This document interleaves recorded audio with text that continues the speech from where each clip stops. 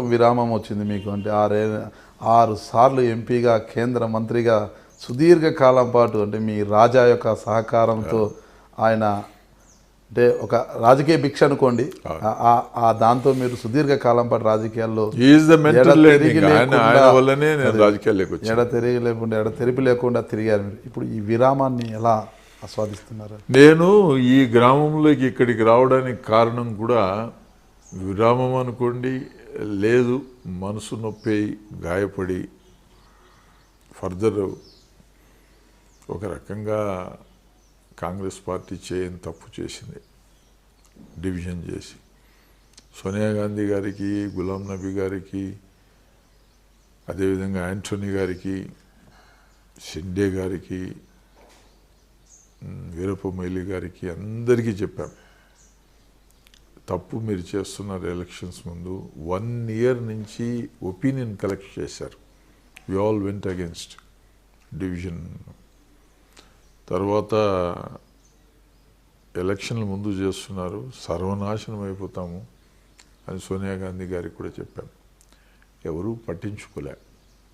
ఉండవల్లి అరుణ్ కుమార్ గారు, నేను, సబ్బమరి, లగడపాటి రాజగోపాల్ గారు, 5 మంది ఎంపీస్ అంతా నో కాన్ఫిడెన్స్ మోషన్లో సంతకం చేశాం. రాయలసీమ నుంచి నేను ఒకడే, అగేన్స్ట్ గవర్నమెంట్. మమ్మల్ని సస్పెండ్ చేశారు. ఈ ప్రక్రియ అంతా జరిగిపోయింది. తర్వాత కాంగ్రెస్ పార్టీ నష్టపోయింది. ఇక్కడ ఒక అంశము, రాజశేఖర్ రెడ్డి బ్రతికి ఉండింటే ప్రత్యేక రాయలసీమ వచ్చేదంటారా? రాజశేఖర్ రెడ్డి బ్రతికి ఉండింటే డివిజన్ అనేది లేదు, స్టేట్ అట్లే ఉండేది, కాంగ్రెస్ రూల్ చేసేది. జగన్ రెడ్డి గారు కూడా కాంగ్రెస్లో కంటిన్యూ అయింటే ఈ డివిజన్ జరిగేది కాదు, నా ఒపీనియన్. నాకు బిడ్డతో సమానం. నేను చెప్పాను జగన్ రెడ్డి గారికి, వద్దు నాయన, దయచేసి నా మాట విను అని. మరి ఎందుకో మరి ఆయన సన్నిహితులు, ఆయన సలహాదారులు ఆయన ప్రత్యేక పార్టీ పెట్టడం, తర్వాత సన్నివేశాలన్నీ మీకు తెలుసు ఏం జరిగింది అని. తెలంగాణ ఫ్రెండ్స్ ఈ విధంగా ఎంపీలు వాళ్ళు అయిష్టం. తెలంగాణ అక్కడ జరుగుతున్నటువంటి పోరాటంలో వీళ్ళు వెళ్ళలేరాడికి. తెలంగాణ డివిజన్ కావాలని పోరాడాల్సిందే. ఆ పోరాటం అనేది వీళ్ళు కూడా పార్లమెంట్లో బయట వచ్చినప్పుడేమో ఏంది భయ్ ఇదంతా అనేది ఒక రకం, కొద్దిమందికి ఇష్టం, కొద్దిమందికి మెజారిటీ ఆఫ్ ద ఎంపీస్ అయిష్టం. ఈ విధంగా జరిగింది. అంటే జగన్మోహన్ రెడ్డి కాంగ్రెస్లోనే కొనసాగి ఉంటే తెలంగాణ ఎందుకు వచ్చేది కాదంటారు? తెలంగాణ కాంగ్రెస్ ఓట్ బ్యాంక్ పాలిటిక్స్లో వాళ్ళు ఆలోచన చేశారు. నాకు వచ్చిన వార్త, చిదంబరం గారు సలహా ఇచ్చారు, this time we may get 130, 140. In case Telangana division అయితే ఆ 19 సీట్స్ మనకిస్తారు. సెంటిమెంట్స్ ఆ విధంగా ఉన్నాయి ఆయన గట్టిగా చెప్పారు.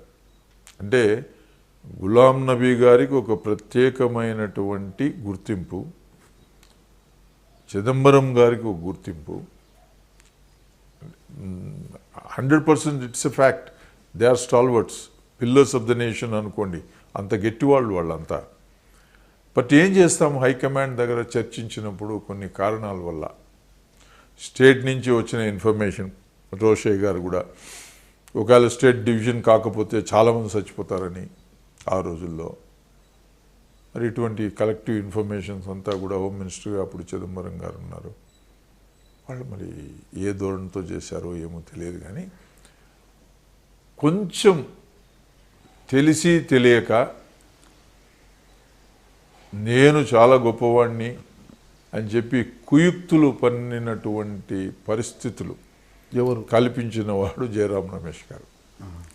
అతను నేను మేధావి అనుకుంటాడు.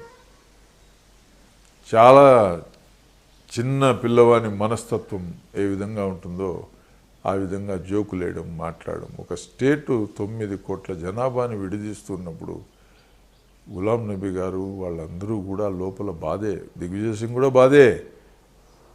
కానీ జయరాం రమేష్ చాలా ప్రోత్సహించినాడు, ఇనిషియేటివ్ తీసుకున్నాడు. రాహుల్ గాంధీ గారికి లేనిపోని ఇన్ఫర్మేషన్స్ ఫీడ్ చేసేది. రాహుల్ గాంధీ గారు కూడా మన వయసే కదా, నాకన్నా చాలా చిన్నవాడు ఆయన. Maturity is more important. Sonia Gandhi గారికి అర్థం కాలే ఇవన్నీ చెప్తే. సీట్లు కౌంట్ బేస్ మీద మనకి ఇంత వస్తే యూపీఏ 3 వస్తుంది అని చెప్పి, అటువంటి పరిస్థితుల్లో మీరు స్టేట్ డివైడ్ చేసినారు. రిజల్ట్ ఏమొచ్చింది? ఓవరాల్ కంట్రీ వైడ్ 44కి పడిపోయినారు. డిఎంకే ఒప్పుకోవడంలే, ములాయం ఒప్పుకోవడంలే, లాలు ఒప్పుకోవడంలే, మమతా ఒప్పుకోవడంలే, చాలామంది పంజాబ్ మిత్రులు ఒప్పుకోలే. అందరూ అపోజ్ చేసినా కూడా మీరు డివిజన్ జరిగి తీరాలా, మీ క్యాలిక్యులేషన్స్ ఈ విధంగా ఉన్నాయంటే వాళ్ళ రాష్ట్రాల్లో కూడా ఒక రకమైనటువంటి ఐడియా, భావన ఏమొచ్చిందంటే వీళ్ళు అనర్హులు, వీళ్ళకి స్వతహా తెలివి లేదు. ఇందిరాగాంధీ గారు కావచ్చు, స్వర్గీయ ఇందిరాగాంధీ కావచ్చు, నెహ్రూ కావచ్చు, లాల్ బహదూర్ శాస్త్రి గారు కావచ్చు, రాజీవ్ గాంధీ గారు కావచ్చు, they are all stalwarts, icons. వాళ్ళు భారతదేశంలో రూలింగ్ కెపాసిటీలో వాళ్ళని మించినటువంటి నాయకత్వం అంటే ఇంచుమించు వాజ్పేయి గారు, అద్వానీ గారు, అట్లా దేశ నాయకుల్లో చాలా వాళ్ళకి చరిత్రలో ఉంది. వీళ్ళు చేస్తున్నటువంటి చిల్లర చేష్టలు, నవ్వడము. ఇప్పుడు సీరియస్ సబ్జెక్ట్ మాట్లాడుతూ ఉంటే జోకులు వేయడం ఏంటి నాకు అర్థం కాలే. జయరాం రమేష్తో మీకు పరిచయం ఉందో లేదో, నాకైతే చెప్తున్నా, నేను 100% చెప్తా, అతని హ్యాండ్ చాలా ఉంది డివిజన్లో. అతను ఈరోజు ఏదో బుక్ రాసినాం, నేను తప్పు చేసినాను. ఏంటి 9 కోట్ల జనాభాని బలి పెట్టడం తప్ప? నువ్వు బుక్ రాస్తే సరిపోతుందా? డైరెక్ట్ ఎలక్షన్స్ నుంచి మీరు ఎన్నికారు, రాజ్యసభలో వచ్చి కూర్చుంటారు, ప్రజా విధి విధానాలు మీకు తెలియదు. ప్రజాస్వామ్యంలో ప్రజలచే ఎన్నుకోబడే పద్ధతి వేరు, దొడ్డిదారిన రాజ్యసభకు వచ్చేవాళ్ళు వేరు. మీకు ఎట్లా తెలుస్తుంది ఆ బాధ? 5-6 తూర్లు గెలిచిన వాళ్ళం మేము చెప్తే మీకు కాబట్టలే, మీకు అసలు బుర్రకే ఎక్కించుకోలే. కాబట్టి ఇటువంటి వాళ్ళు ఉన్నంతకాలం కాంగ్రెస్ పార్టీ చాలా కష్టం వచ్చేది. ఏమంటున్నా అంటే కాంగ్రెస్ పార్టీ బేసిక్గా, నాకు దగ్గర 40 ఏళ్ళు రాజకీయ అనుభవం, 76లో వచ్చాను నేను. అంటే సపోర్ట్ చేసేవాడిని ఎవరన్నా ఎన్నికల్లో నిలబడితే. కాంగ్రెస్ పార్టీకి మటుకు ఓట్లు, విధి విధానాలు, Congress agenda is different. Congress పార్టీని బలోపేతం చేయాలంటే కేంద్రం స్ట్రాంగ్గా ఉండి, కేంద్రంలో ఉన్న లీడర్షిప్, అప్పుడే ప్రజలు నమ్ముతారు. వాళ్ళ అజెండా అటువంటిది.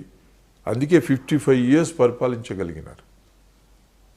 రాజకీయాల్లో కుట్ర ఉంటుంది, విధి విధానాలు ఉంటాయి, రీఎలెక్ట్ కావాలా. చంద్రశేఖరరావు గారు ప్రధానిగా ఉన్నప్పుడు 40 టన్నుల బంగారం కుదువ పెట్టినాడు. ఆర్థిక విధానాలు పడిపోయినాయి. రైట్ హ్యాండ్గా ఉన్నటువంటి పివి గారు ఇందిరాగాంధీ గారిని, సోనియా గాంధీ గారు పివి గారిని ప్రధానమంత్రి చేస్తే, ఆర్థిక సంస్కరణలు తీసుకుని వచ్చిన తర్వాత ఆ 40 టన్నుల బంగారం ఏదైతే కుదువ పెట్టినారో అది విడిపిస్తే కాంగ్రెస్ పార్టీకి ఇమేజ్ రావడమే కాకుండా ఆర్థిక విధానాల్లో మళ్ళీ కాంగ్రెస్ పార్టీ పుంజుకునింది. అప్పుడు పివి గారి దగ్గర ఎవరున్నారు? మన్మోహన్ సింగ్ ఫైనాన్స్ మినిస్టర్గా ఉన్నాడు. మన్మోహన్ సింగ్ ఫైనాన్స్ మినిస్టర్గా ఉండి ఇద్దరి కాంబినేషన్ వల్ల దేశ ప్రగతి ముందుకు పోయినప్పుడు అమెరికన్ గవర్నమెంట్ ప్రశంసలు కురిపించినారు మన్మోహన్ సింగ్ గారి పైన. ఇన్వైట్ చేసినారు అమెరికాకు మన్మోహన్ సింగ్ గారిని. మన్మోహన్ సింగ్ గారిని బేస్ చేసుకుని ప్రధానమంత్రిని అనౌన్స్ చేసినప్పుడు దయచేసి ఈ పాయింట్లు మీరు బాగా గుర్తించండి. నేను ముందే చెప్పా, కేంద్రంలో కాంగ్రెస్ పార్టీ నాయకులు విధి విధానాలని బట్టి, కేంద్ర నాయకత్వాన్ని బట్టి కాంగ్రెస్ పార్టీకి ప్రజలు ఓట్లు వేస్తూ వచ్చినారు. మన్మోహన్ సింగ్ గారిని, మన్మోహన్ సింగ్ గారి capable leader, very honest, dynamic person.